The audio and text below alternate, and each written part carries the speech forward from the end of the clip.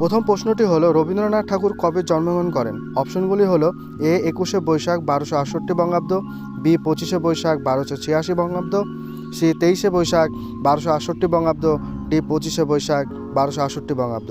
সঠিক উত্তরটি হবে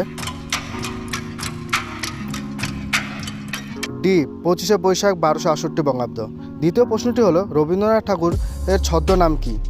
অপশনগুলি হলো এ Narendra, B Gadadhar, C Bhanu Singha, D Gopal. সঠিক উত্তরটি হবে উত্তরটি হলো সি ভানু সিংহ।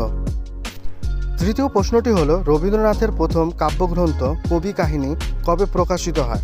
অপশনগুলি হলো এ 1861 সাল, বি 1863 সাল, সি 1874 সাল, ডি 1878 সাল। সঠিক উত্তরটি হবে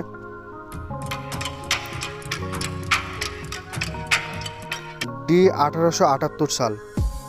চতুর্থ প্রশ্নটি হলো রবীন্দ্রনাথ ঠাকুর কবে নোবেল পুরস্কার পান? অপশনগুলি হলো এ 1993 সালে, বি 1319 সালে, সি 1919 সালে, ডি 1913 সালে। সঠিক উত্তরটি হবে উত্তরটি হলো ডি 1913 সালে। আজকের শেষ প্রশ্নটি হলো রবীন্দ্রনাথ ঠাকুরের পত্নীর নাম কি? অপশনগুলি হলো এ মৃণালিনী দেবী, বি প্রভাতী দেবী, সি ভারতী দেবী, ডি সারদা দেবী। সঠিক উত্তরটি হবে